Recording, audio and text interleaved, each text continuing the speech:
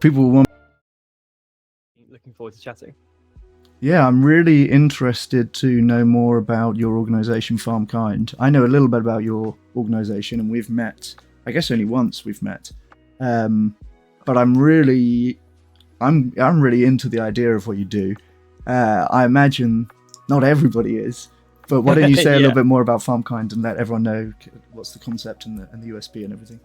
Yeah, sure. So at the most simple level, FarmKind exists to try to solve one of the biggest problems in the animal movement, which is the lack of funding. So we have about less than $300 million going to help farmed animals globally.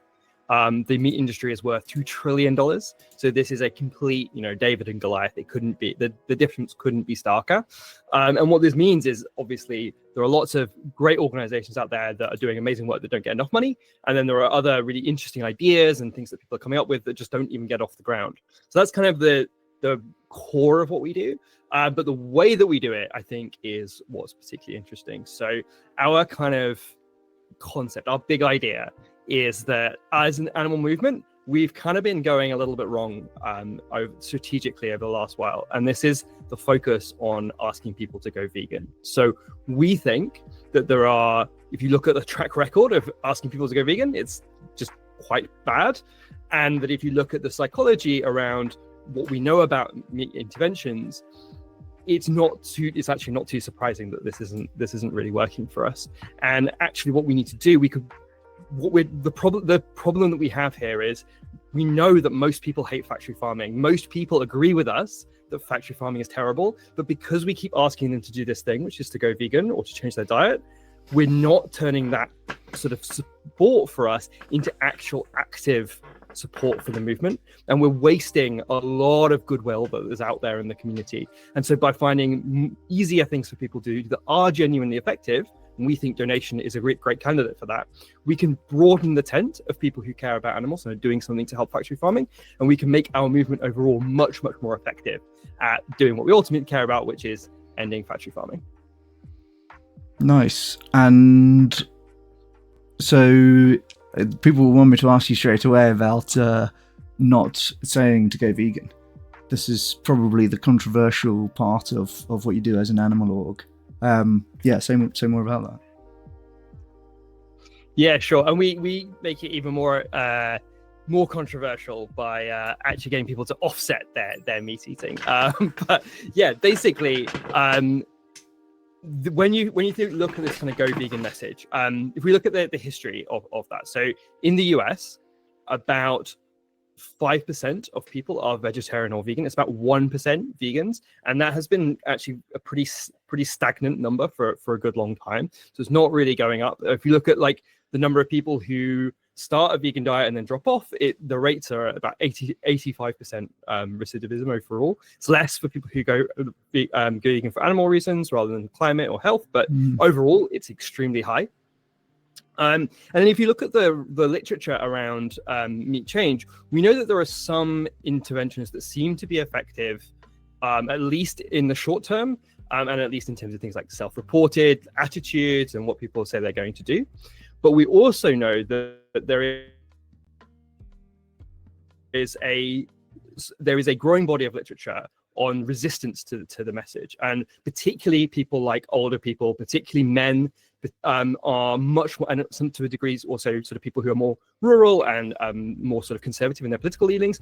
Actually, when they see these messages, they're much more likely to actively push back and to resist. And what we can do is take people who kind of agree with us on the sort of basic moral principles and turn them into our opponents rather than our allies, because we're pushing them to do something that they think is removing their autonomy, that's shaming them, or that's in some way cutting against an important part of their identity and how they feel about themselves. And so what we think is ultimately, like, I'm a vegan, I would love it if everyone was vegan, but what we care about ultimately, the reason that we're vegan is because we want to help animals and we want to reduce animal suffering in factory farming and in the animals, in the way that animals are used by humans in general. And we think that sort of starting with asks that are much more palatable to people, that are easier to people, is a faster route to what we all ultimately care about, than trying to kind of continue with this go vegan message. And I think actually, if you look across the animal movement in general, I think we're not the only people saying this. I think there's a broader awareness that this strategically is a bit of a dead end for us, and that we need to kind of shift more of our attention to kind of other asks of people, other ways of engaging the broader public. Yeah, it's an interesting one. It's it's clear that it's quite a high price of entry. Basically, you have to do this thing, which for most people is going to be a significant change to their lifestyle and to their diet, and maybe it's going to be more expensive, and they have to navigate how their partner wants to eat and all these kind of practical things. It's occurred to me before that a lot of social movements don't have such a high price to entry, because most labels you can pretty much sign up to without really doing anything, right? If you're a vegan, that says something about what you do every day, what you don't eat, what you do eat. If you're, a socialist or a feminist or whatever other label that, people might try and persuade people of, it's kind of your beliefs and maybe how you vote every 5 years, but it doesn't necessarily affect you day to day, right? Yeah, I think that comparison is a really good one, because those people who are the leaders of those social movements could have constructed their movement like that. Let's say you're an anti-capitalist, and you might be like, okay, well, we need to boycott all capitalist institutions, so I'm not going to buy anything from any kind of market-based company. I'll only use the state or grow things myself, or like barter with people, right? Like, people could construct that identity in that way. That would be sort of morally consistent, but it would obviously also be crazy from trying to build a broader movement point of view. Equally, if we look back at things like the slave trade, I think is a really good example. Not to equate, animal agriculture with the slavery, but just as an analogy, I think it's instructive, because when we look at that movement, they did not start by saying everybody who agrees with us has to boycott every single product that comes from slavery. What they did, in fact, was make arguments around, like, slavery is bad because the British sailors on slave trips are treated really terribly, and many of them die. They're making arguments that to us now sound quite unpleasant, really, because it's like, well, but that's clearly not the issue here. But working within the environment in which they were, meeting people where they are, and understanding what arguments will cut through with the people that they're talking to, not what they think that people should care about, but what do they actually care about, and what are they actually prepared to do, which, like you say, could be voting, it could be engaging politically, it could be some small boycott that isn't everything, but is a small thing. And I think what we have to do is we have to think in these strategic ways. We can't just go for everything we want straight away. We have to think about where are people now, where can we meet them where they are, and that can be the start of a journey that develops into other things. Like, someone might start by donating, and then that might turn into kind of writing to their MP, or joining their Fast Action Network for THL, or something, many other things, right, that it could for some people develop into, that it may not have done if they thought that if I don't go vegan, I can't do anything. I'm a hypocrite if I don't completely give up animal products, so I'll just have to leave this entirely alone and think about other things instead. So I think by making this barrier really, really high, we're potentially just turning a lot of people away and thinking this isn't for me. We have users of our platform who've said, I tried going vegan like 3 or 4 times because I really care about animals and I love animals, and I just couldn't make it stick. And so I felt like there's nothing I can do. I care, but I can't do the thing that I'm supposed to do. And so they were doing literally nothing. And then they find our platform and they're like, oh, this is something I can get involved in. And like, it's emotionally very relieving for them, because now they feel like they're bringing their actions into alignment with their values in an important way. But it also lets them feel like they have the identity of someone who is part of the fight against factory farming. And I think that is also really, really powerful. Like, giving people the ability to take on that identity via different pathways. I think that is really important, and could be really powerful for our movement more generally. Yeah, that's a really interesting point. There definitely is a problem that, I always say it's more important to create activists than to create vegans. And, activism can take many forms, and some, just giving to charities can be an extremely effective way to do that, right? I always think about all of the specialized things that we outsource and pay a professional organization to do for us. totally makes sense to do that with animal advocacy, right? I think rather than try and make my own placards and go right. I mean, there's a role for that kind of thing as well. I want to talk more about like the particular things that you are asking people to do, but just first on the things that you're not asking people to do. It's do you see a limit to your approach? Because I mean, as long if people are still eating animals, they will still be being farmed, right? So there's got to be a kind of natural limit to it, maybe, or perhaps a time when this is the right thing to do. In my mind, it could become self-detonating, because if everybody thinks, I can pay my monthly fee instead of going vegan, it kind of stops working, right? Yeah, I think if we were thinking like all we have to do is get everyone to offset and then the problem is solved, that clearly wouldn't work, right? But I think what this is it's a step along a road. We have to realize, I think, firstly, we have to realize just how far we are away from the destination we want to go, right? Like every year, more and more animals are being farmed as parts of the world get richer. Animal agriculture is skyrocketing in East Asia in particular, but also in other developing parts of the world. There's a good news story there. It means that people are getting richer and like their diets are improving and human health is improving. But the bad news story is for animals there, right? So we're losing overall. There's some really great stuff happening in whether it's the cage-free campaigns or what have you, but ultimately, overall, things are going in the wrong direction. And so what we need to do is think about, okay, well, from where we are right now, what are some steps we can take to start to kind of gain back some ground and start moving things along? And I think that's the context in which I see ultimately this approach. And sort of thinking about, okay, how does that connect to the very end of the sort of theory of change? Like, how do we get to where we ultimately want to go? I think that part of that inevitably is going to have to mean that people change their diets to some degree, right? Like, it is simply unsustainable from an environmental point of view, put aside everything else, for us to continue to eat the amount of animal products that we do. But when you're doing things like the offsetting donations through things like FarmKind, for example, you're not only paying for improving the welfare of animals today, but also you're supporting the development of cultivated meat and precision fermented dairy products and alternative proteins, like things that can allow people to eat foods that they think are tasty, healthy, sustainable. Sorry, that was my doorbell. No worries.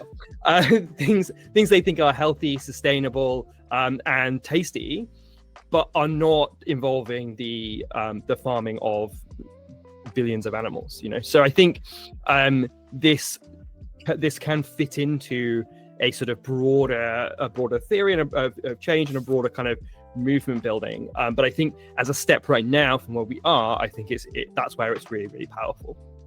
Yeah, that's fair enough. That's we'll cross that bridge when we come to it. I guess that'd be a pretty good problem to have if you had 100% of people giving their FarmKind donation. Yeah, that's right. So donating through FarmKind, doing the offset for the average omnivore costs about $23 a month. So that scales up to a little bit less than $300 a year, right?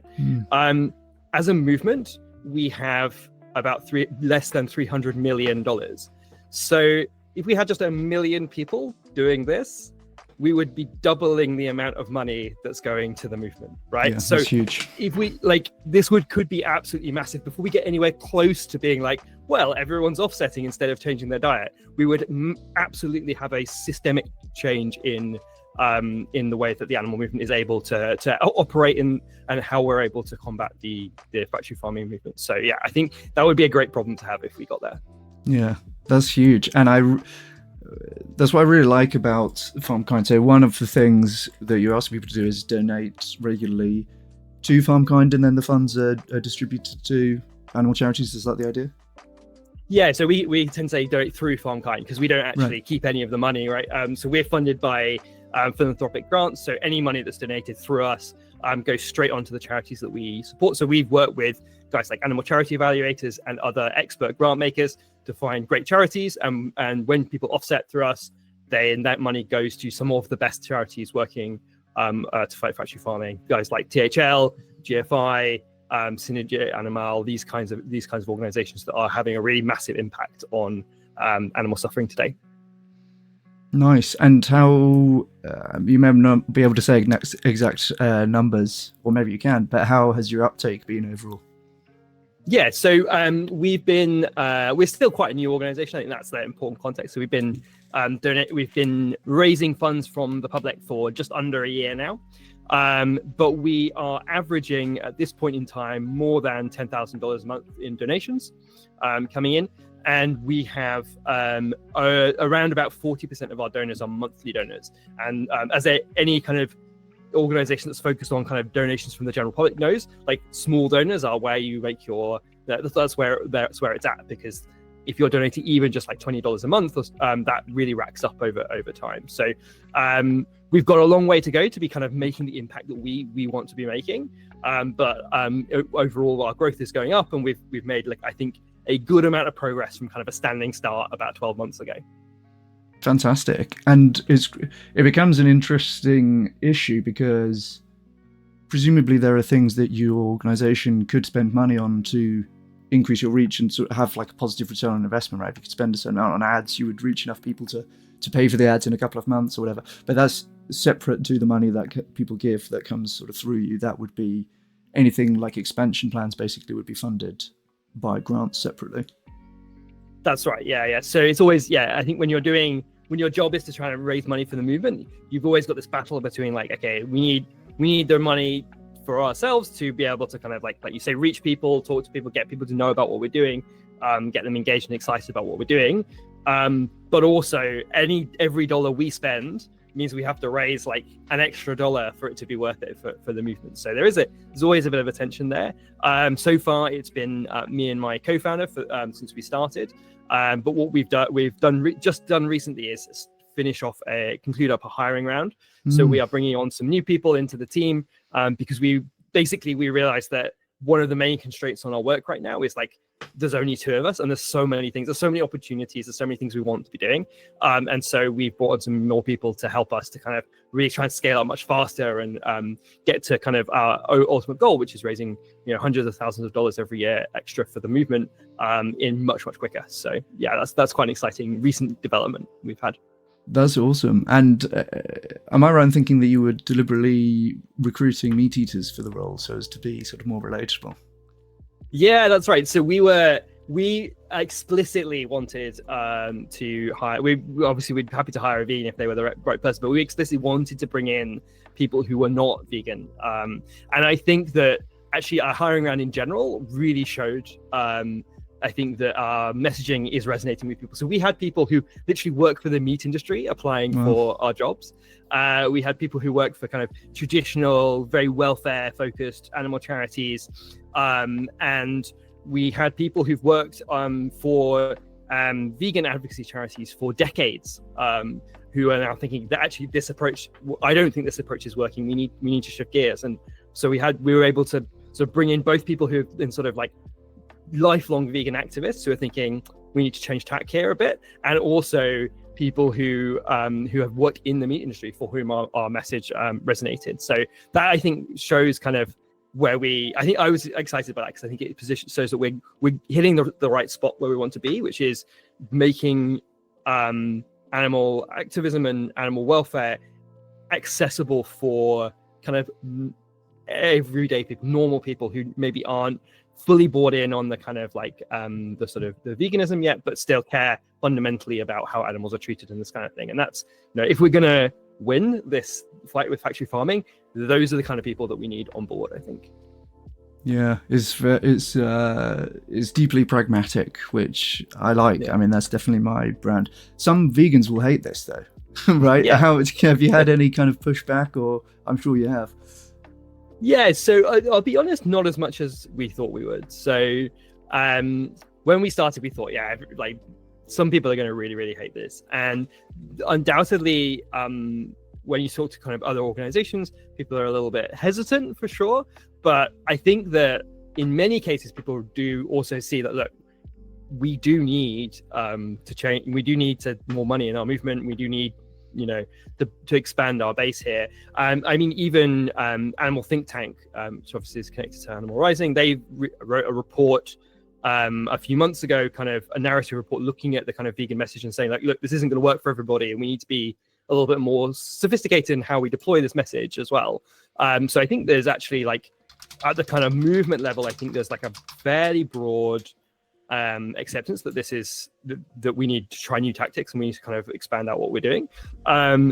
I think that where I expect we'll get more pushback is the sort of the kind of online vegan world, right? As I was going to say, don't check the comment section on this. Yeah, the sort of vegan YouTube and then stuff and that's where I think that's where some of the sort of real purity politics can happen. Oh, well, surprise, the internet is where the purity politics take place, right? But and I think that's fine, right? I don't expect everyone to agree. I don't even want everyone to agree with us, right? I think that like a variety of different approaches and people trying different things is really important and really helpful. So I think it's great that some people disagree and are trying other things out as well. Yeah, that's a cool.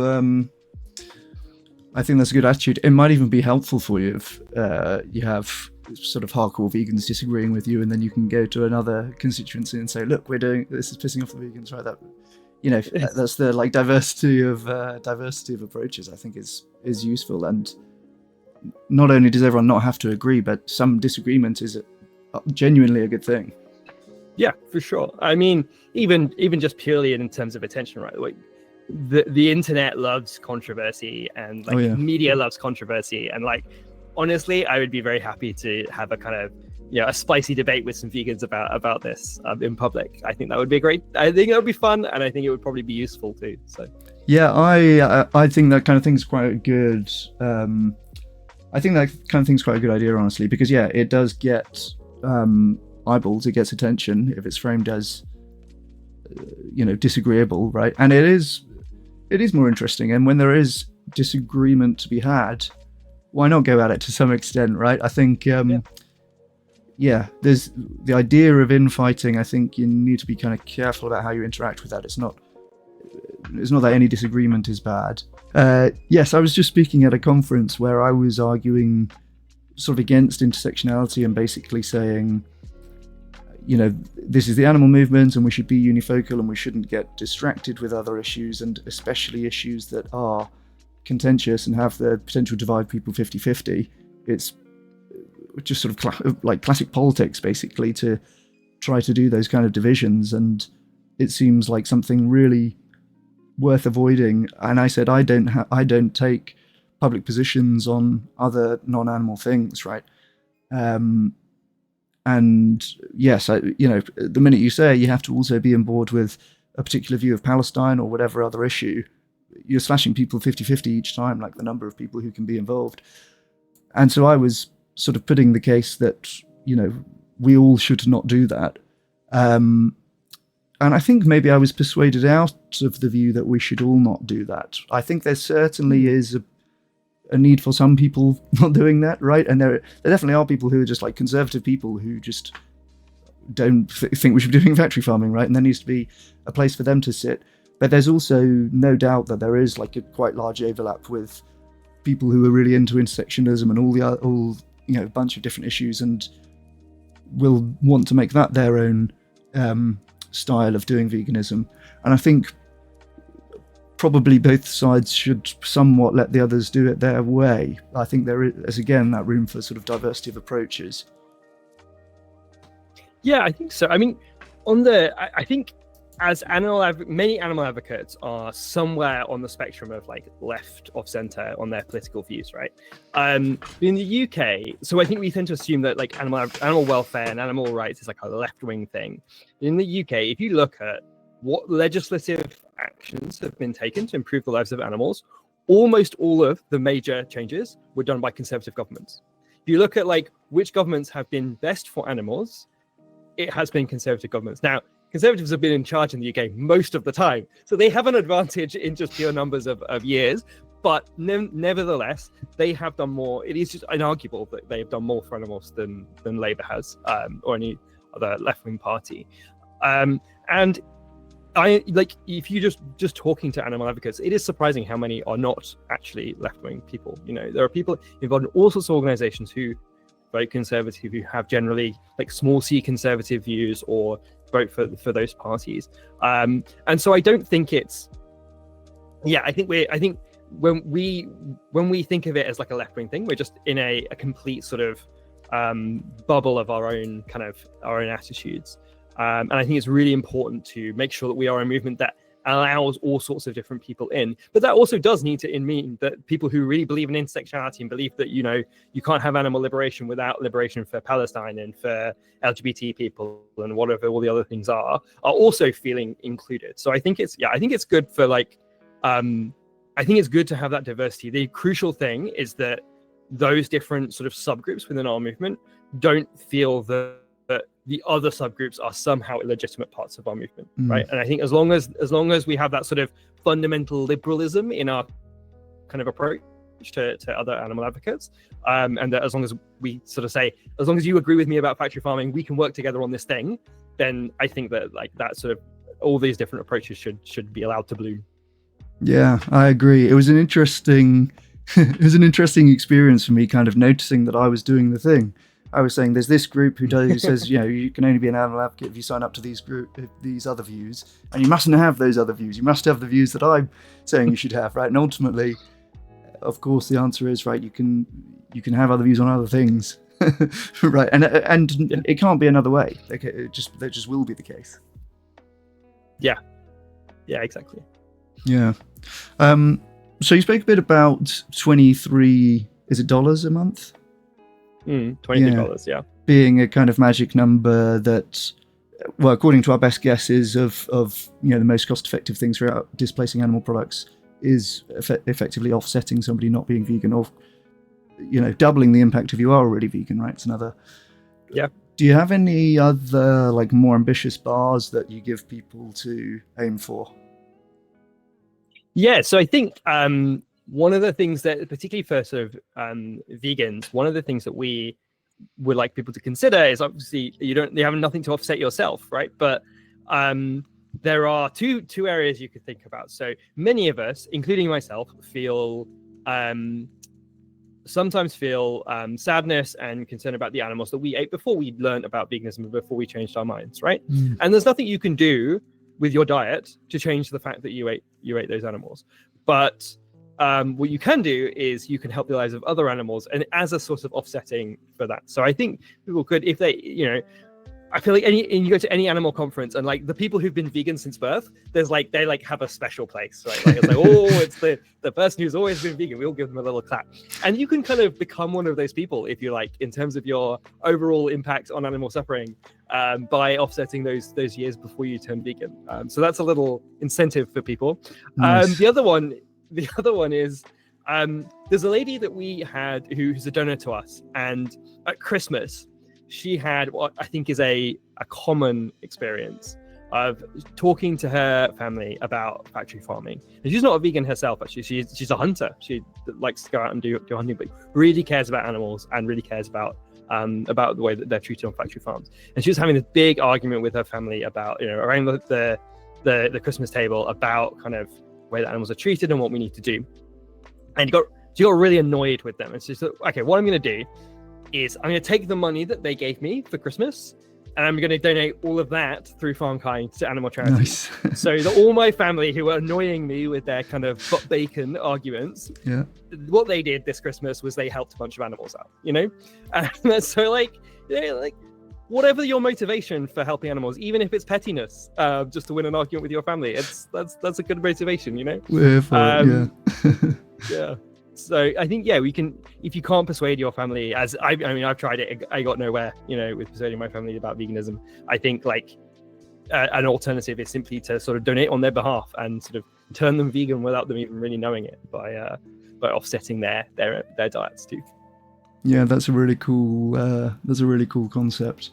And I guess that you at least know internally, or on some level, the data is there as to who's given the most. There could be some sort of leaderboard situation, right? Or you see at least the people around you, or perhaps sign up in groups of friends and have there be a competitive element like that. I'm thinking of fantasy football leagues, where people sign up with their mates. Yeah, I think this is really exciting. I think the idea of gamifying giving is really, really helpful. So because in order to build the offset calculator, we have worked out, how many per dollar, like how many animals does that help if you donate to this charity or this charity and all this kind of stuff. And so that allows us to show people like, okay, if you give this amount, you can help this number of animals. And like obviously there's some guesswork here, but these particular animals, as in this number of cows, this number of pigs, and so forth, you have to assume the ways that the charities are spending that money a little bit, but broadly speaking.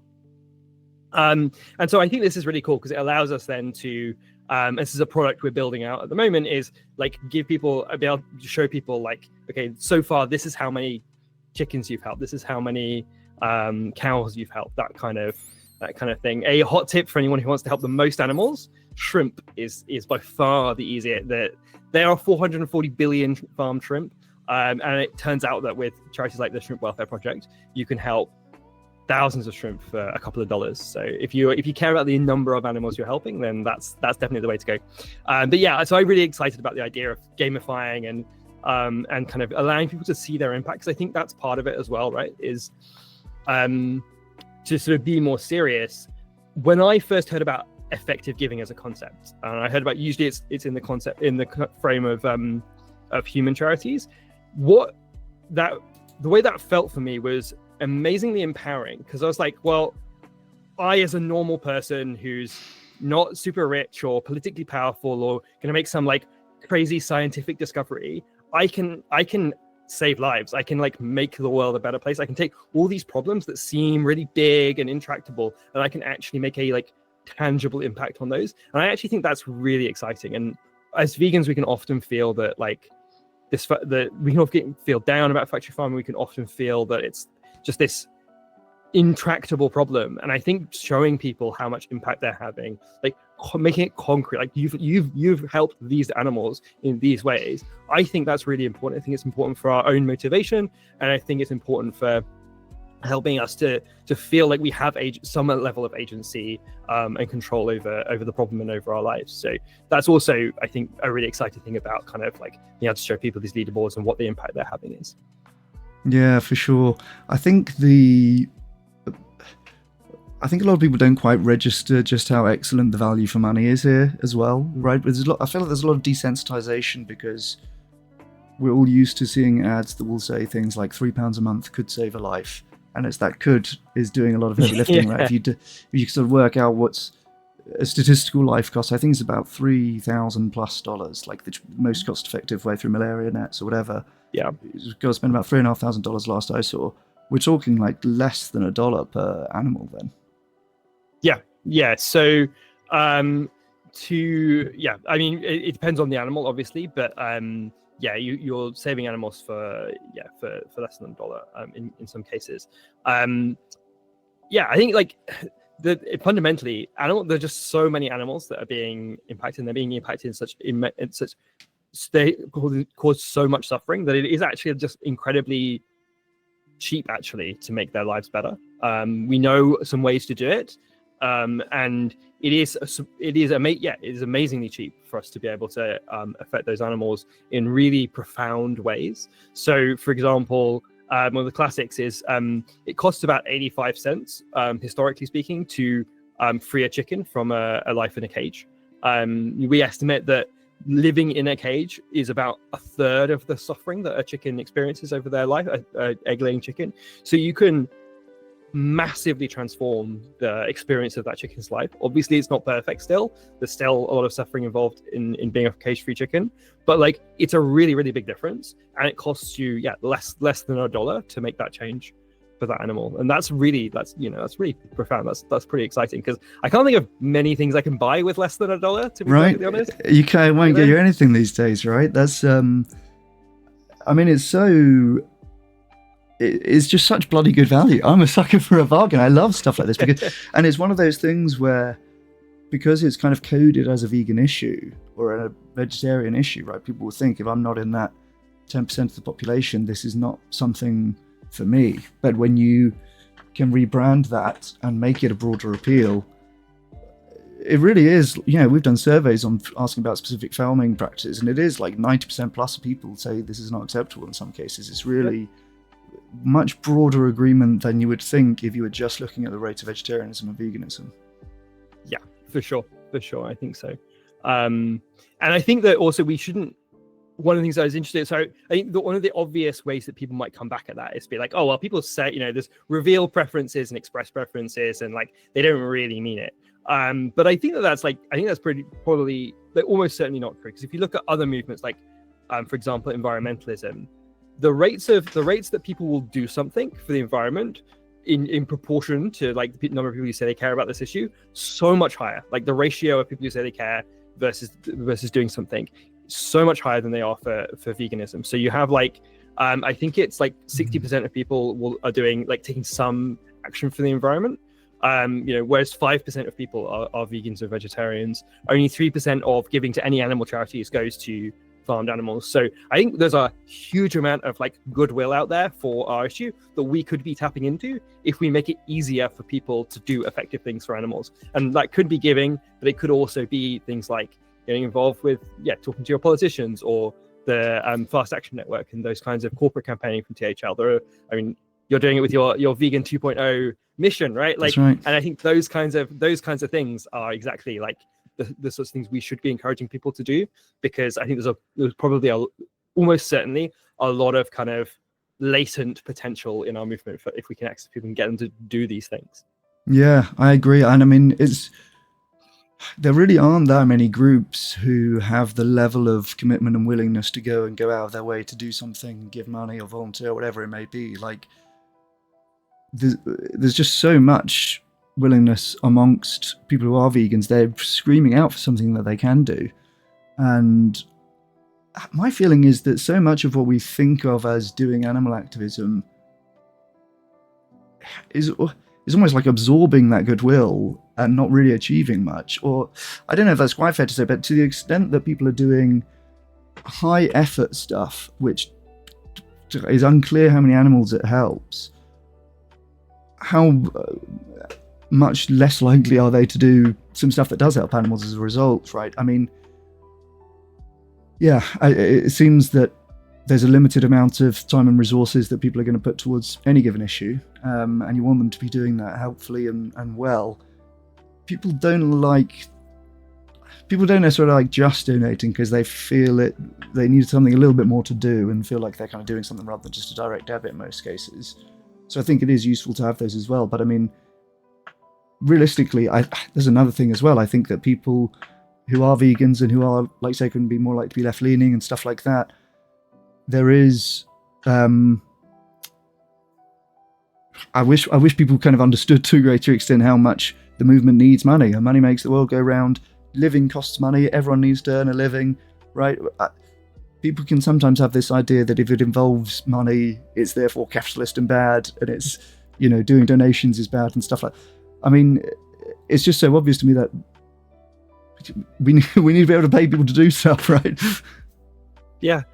The two most powerful resources any of us have are our time and our money, right? And unfortunately, it is actually quite hard to find useful ways to employ your time in the movement. You could get a job in the movement, and I mean, animal advocacy careers are a great organization for helping people to find like effective jobs in the movement. But Anima had a job application out recently that had 1,300 applicants for a single job.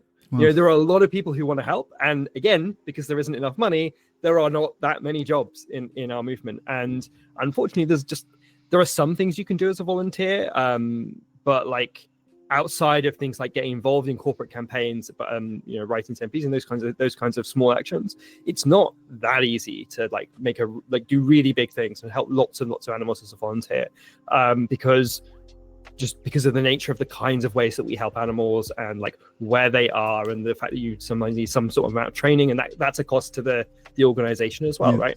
And so if you're sort of struggling to find ways to use your time to help animals in the most effective way, like the other thing you have then is your money, and you can like we've been discussing, you can help a lot of animals for a really small amount of that money. Yeah, no, that's so impactful. And I think I hope that more people get on with that idea, because I mean, there's another thing as well, which is that and this goes back to the sort of vegan identity, I suppose. There is a large element of vegan world, we could say, vegan people, vegans, who like that on some level, right? Being a member of this kind of exclusive club. That's obviously not a good thing to really encourage, because we don't want the club to remain exclusive, right? We want it to grow. We want it to grow to everybody. So, I mean, that's got to be something that's, if you are somebody who does an important part of your identity, I guess that can remain the case. But it's a bit of a there's some different games being played. Hey.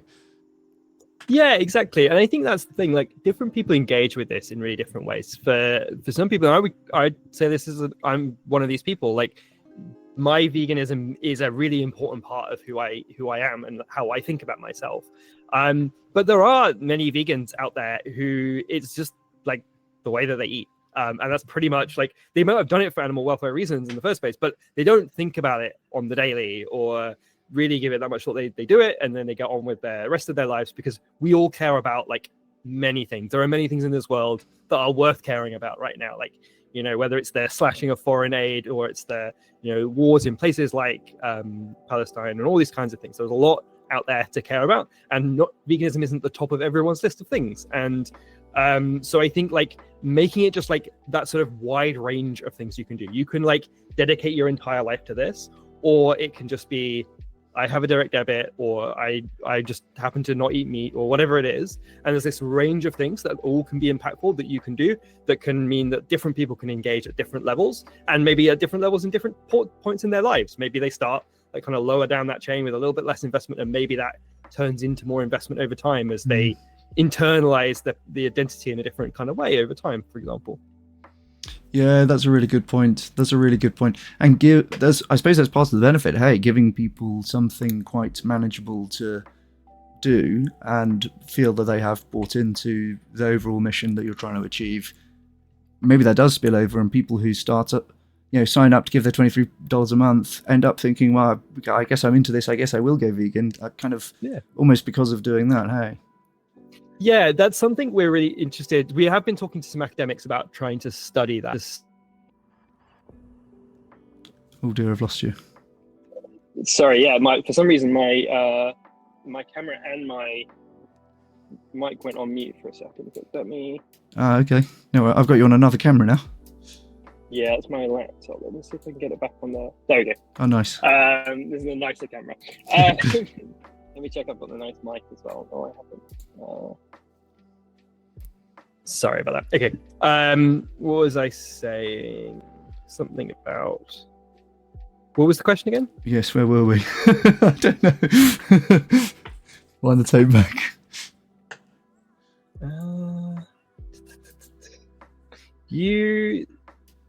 Oh yes, it was. You were saying that people can.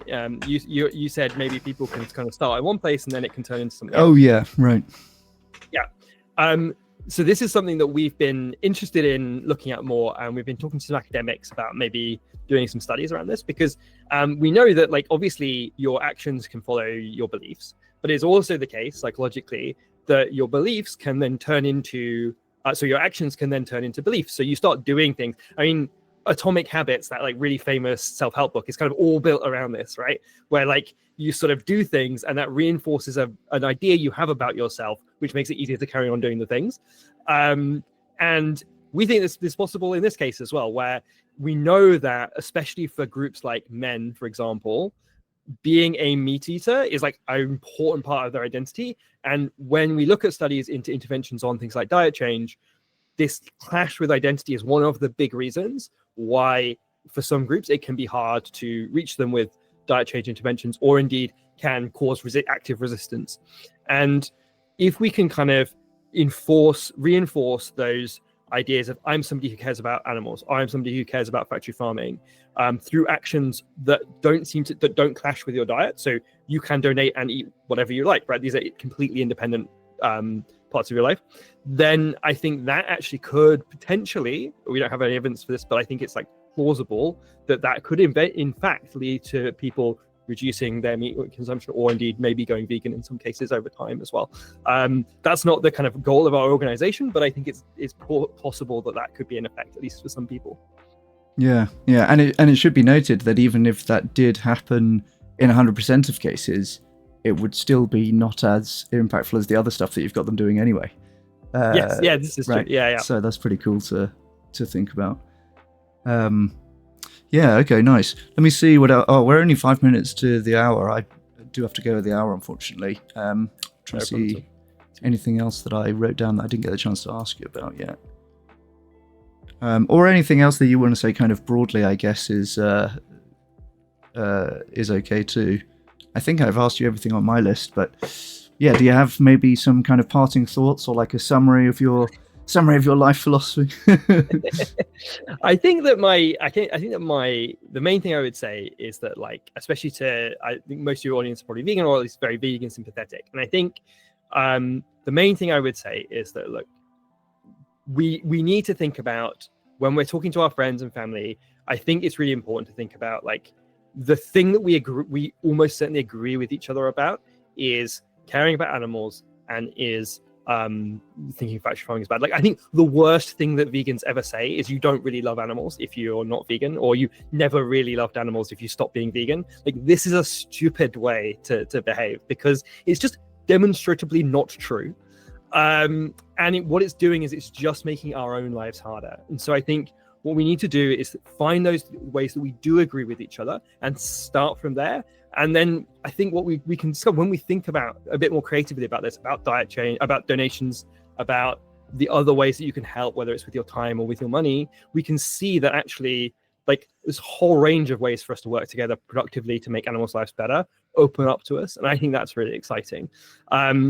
Calculator, if you want to sort of try it for your friends or point your friends to this as a way for them to kind of help animals, is you can find it at our website, which is farmkind.giving. It's called the Compassion Calculator. You can also find it by going to compassioncalculator.org. It takes you to the same place. And if you put in the code Bryant, then people can get a doubling of their donations if they choose to donate. Oh, no way. Yeah. So, appreciate that. Love that. Thanks, dude. No problem at all. All right. Well, hey, thanks so much for taking the time, Tom. I really am excited about what you guys are doing over there. And if we can get this to a stage where it's looking like substantially increasing the movement's resources, that is the key variable, and everything else is going to be downstream of that. So really love what you guys are doing. Thanks so much for taking the time to talk to me, and yeah, keep it up. Thanks a lot. It was great. I had a really nice time. Awesome. Thanks, dude. Cheers, man.